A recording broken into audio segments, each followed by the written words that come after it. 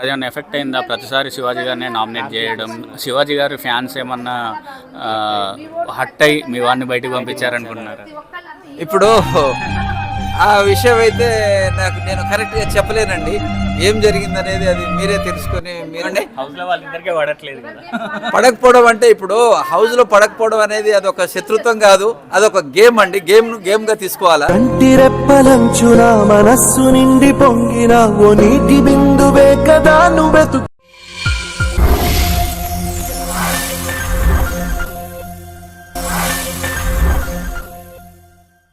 అశ్వత్థామ గౌతమ్ 2.0గా వచ్చాడు కదా, దానికి ముందు ఆట ఎలా ఉంది, తర్వాత ఆట ఎలా ఉంది? యాక్చువల్గా అశ్వత్థామ 2.0 6th వీక్ నుంచి వచ్చినప్పటి నుంచి మెరుగయ్యాడు. అతనికి లోపల ఏమైనా ఇన్స్ట్రక్షన్స్ ఉండొచ్చు, లేదా అతనికి సొంత ధైర్యం ఉండొచ్చు. ఏమైంది అనేది నాకు ఇంతవరకు తెలియదు. 3 months అయింది మా అబ్బాయితో మాట్లాడక.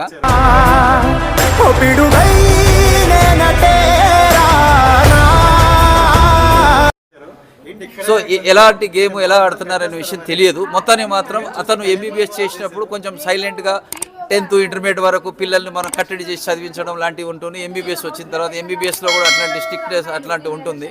సో బయట విచ్చలవిడిగా తిరగడం కానీ, లేకపోతే ఎక్కువ మందితో కలవడం కానీ అలవాటు లేకుండే.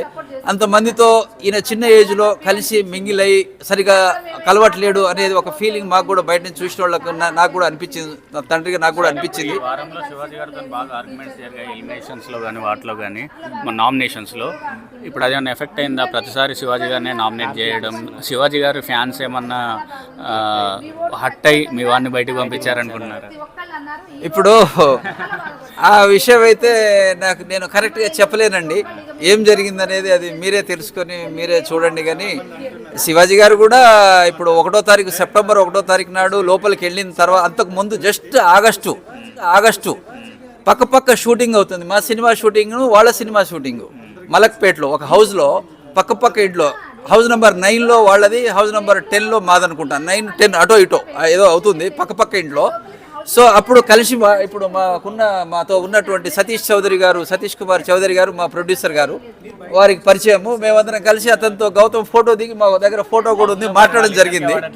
మనం ఒక 10 మంది ఉంటాము, కబడ్డీ ఆడతాము, 5 అటు 5 ఇటు ఉంటాము. టాప్ 5లో ఉంటాడు అని ఖచ్చితంగా అనుకొని ఉన్నాము. ఓట్ల పరంగా మాత్రం అనుకున్నాము. ఎలిమినేట్ అయింది ఎందుకైనా అనేది ఇప్పటికీ మాకు కరెక్ట్గా తెలియట్లేదు.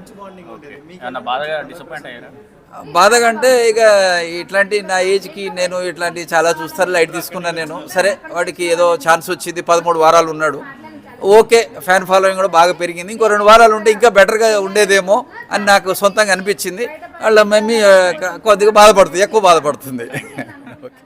సో గౌతమ్ అంటే కప్పు గెలలేదు కానీ అమ్మాయిలు మనసులు గెలుచుకొని వచ్చారని అంటారు. దీని గురించి అంటే గౌతమ్ యంగ్ యాక్టర్, ఆ స్మైల్ బాగుంటుంది. So nice feeling. సో సహజంగా ప్రతి వ్యక్తికి నచ్చుతాడు. మనకు కానీ ఎవరికైనా కానీ నచ్చేటటువంటి క్యారెక్టరు, ఆ ఫేస్ ఫీలింగు అవన్నీ అతనిలో ఉన్నాయి కాబట్టి నచ్చే ఛాన్స్ ఉంది. ఫ్యామిలీ ఆడియన్స్ కూడా చాలా బాగా రెస్పాండ్ అవుతుంది. మేము గుడికి పోయినప్పుడు గుడిలో కూడా చెప్తుర్రు. మా కొలీగ్స్ కానీ మా పెద్దలు, మీ వాడు బాగుంటాడండి, నవ్వుతే చాలా చిన్న నవ్వు, అదే బాగుంటుంది అని చెప్పేసి. అండ్ స్టార్టింగ్లో చూసుకుంటే గౌతమ్ చాలా స్లోగా అనిపించారు. అంటే తిను మనస్తత్వం ఇంతేనా అని అనిపించింది. బట్ వన్స్ సెక్రెటరీ రూమ్కి వెళ్ళొచ్చాక ఏం జరిగిందో కానీ 2.0 రేంజ్ అయితే చూపించారు.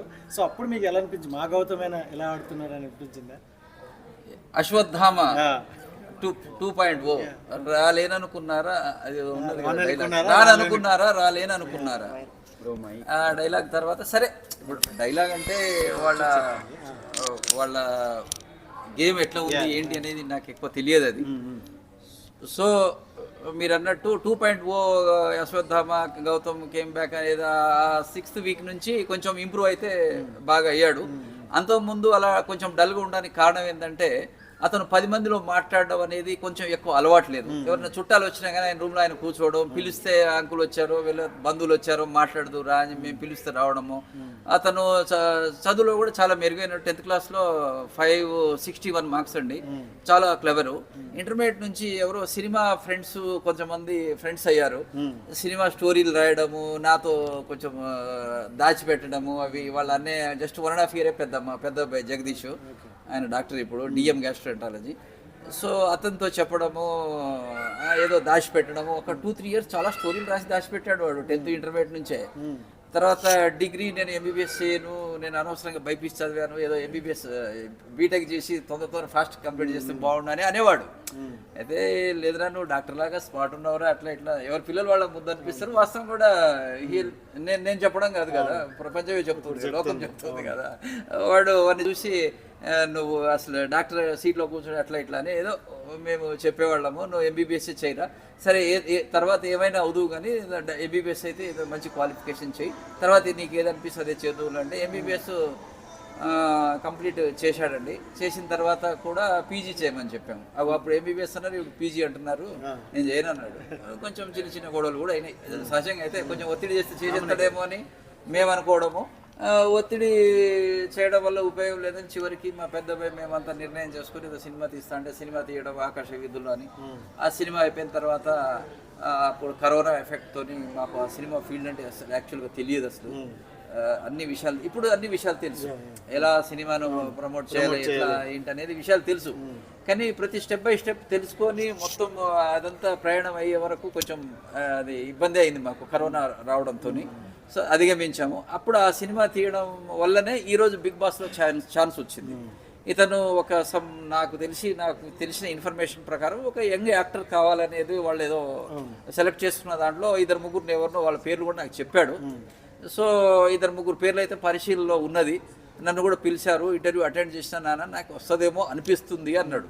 మేము ఈలోపు ఇప్పుడు వచ్చిన సతీష్ కుమార్ చౌదరి గారు ఒక మూవీ షూటింగ్ స్టార్ట్ అయి ఉన్నది, తీస్తున్నారు. అప్పటికి ఒక షెడ్యూల్ అయింది, 4 షెడ్యూల్స్ వేశారు. 1 week 8-9 daysకు షెడ్యూల్ వేశారు. ఒక షెడ్యూల్ అయిన తర్వాత ఇదే ఇంటర్వ్యూ అతనికి అన్నదమ్ముల్లాగా ఫీల్ అవుతారు వాళ్ళు చాలా బాగా. ఇప్పుడు కూడా చెప్పారు కదా సతీష్ గారు మా తమ్ముడు అని చెప్పేసి. వాళ్ళ జంగారెడ్డి కూడా మా సూర్యాపేట యాక్చువల్గా. సో వాళ్ళకు ఉన్నటువంటి ఇతరులో ఉన్న కసి, ప్రొడ్యూసర్ గారికి ఉన్న కసి సినిమాల మీద వాళ్ళకి ఏదో మ్యాచ్ అయింది వాస్తవంగా. సో వాళ్ళు సినిమా తీద్దామని అనుకున్నారు, చేస్తున్నారు. సరే చేయండి అని చెప్పేసి నేను అన్నాను. బయట నుంచి ఏదో చిన్న సహకారాలు నేను అందిస్తుంటాను, అప్పుడప్పుడు వెళ్తుంటాను. దాని తర్వాత ఇప్పుడు ఒక షెడ్యూల్ అయిపోయిన తర్వాత 2వ షెడ్యూల్ అప్పుడు ఒకరోజు సడన్గా నాకు బిగ్ బాస్ ఇంటర్వ్యూ పిలిచారు. అంటే బిగ్ బాస్ వాళ్ళు ఈ చిన్నోడు కదా సెలెక్ట్ చేస్తారో లేదో దాంట్లో ఏముందో ఏమో నాకు ఎక్కువ తెలియలేదు, వాస్తవం తెలియదు. సరే వీడు వాళ్ళకేదో ఆయన బయోడాటా పంపడము, తర్వాత సినిమా గురించి పంపడం లాంటివి చేస్తే వాళ్ళు చూసి సరే యంగ్ యాక్టర్ గౌతమ్ కృష్ణ పనికొస్తాడు అనే ఒక ఉద్దేశంతో ఫైనల్గా ఏదో సెలెక్ట్ చేశారు. అదర్ యాక్టర్స్ ఎవరు రాలేదు, దానికి ఛాన్స్ అయితే ఇచ్చారు.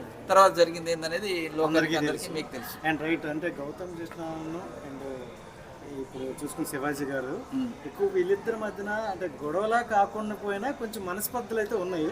అది బయట నేను చూసి మీరు ఒక పెద్ద వ్యక్తిగా మీకు ఎలా అనిపించింది? చూడండి, మీకు నేను ఏం చెప్తున్నానంటే, మనము ఆట ఆడక ముందు ఒక గ్రౌండ్లో 10 మంది వెళ్ళాము, కబడ్డీ ఆడదలుచుకున్నాము. మనం 10 మందిలో 8 మంది ఫ్రెండ్స్ కావచ్చు, ఒక 2 కొత్త వాళ్ళు కావచ్చు, ఏదైనా కావచ్చు. 5 ఒక జట్టు కట్టాలా, 5 అటు ఉండాలా, 5 ఇటు ఉండాలా. అప్పుడు మీరు ఎదుటోడు నా ఫ్రెండే కదా కబడ్డీ అనుకుంటూ వచ్చాడు అని పట్టుకోదు వదిలేస్తాను అనుకుంటారా? పట్టుకొని అక్కడ ఆపేయాలనుకుంటాను. అట్లాంటి పోటీ తత్వంతోనే గేమ్ తప్ప. శివాజీ గారు అంటే మాకు రెస్పెక్ట్, గౌతమ్ కృష్ణ కూడా మంచి రెస్పెక్ట్, మా అందరికి రెస్పెక్ట్. బయటకు వచ్చిన అందరు కలుస్తాము. శివాజీ గారు దాంట్లో ఎటువంటి ఏమీ లేదండి, తప్పది. అట్లా అనుకోవద్దు. సమాజం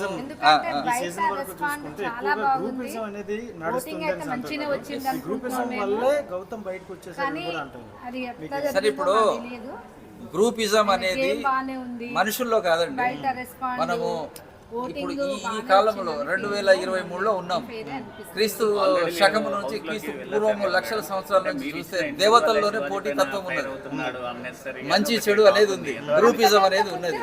సరే ఉంటే ఉండొచ్చు, దానికి మనము ఏం చేయలేము, దాన్ని మనం మార్చలేము. ఈ మానవ జన్మ ఈ భూమి మీద మనుషులు ఉన్నంత కాలం గ్రూపిజాలు ఉండనే ఉంటాయి. సో అది గ్రూపిజం ఉండొచ్చు, సోలోగా ఉండాలని చెప్పేసి అనుకోవచ్చు. ఎవరి ఉద్దేశం వాళ్ళదండి. ఈ గేమ్ ఇట్లా నడుస్తూ ఉంటుంది. ప్రపంచం ఉన్నంత కాలం, మనుషులు బతికున్నంత కాలం, మనం అందరం ఒకేసారి పోయినాక కొత్తోళ్ళు పుడితే వాళ్ళ లెక్క ఎట్లుంటుందో కానీ ఇప్పుడు ఉన్నోళ్ళది మాత్రం మన భాగవతం ఉంది, మహాభారతం ఉంది, రకరకాల ఉన్నాయి చరిత్ర.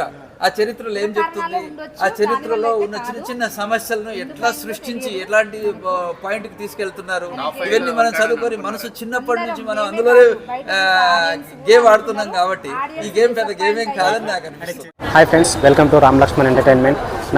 నా వీడియోస్ కనుక మీకు నచ్చినట్టయితే సబ్స్క్రైబ్ చేసుకోండి, అలానే మీ ఫ్రెండ్స్కి షేర్ చేయండి, అలానే నన్ను సపోర్ట్ చేయండి ఫ్రెండ్స్. Thank you. నెక్స్ట్ వీడియోలో మళ్ళీ కలుద్దాం. జై హింద్.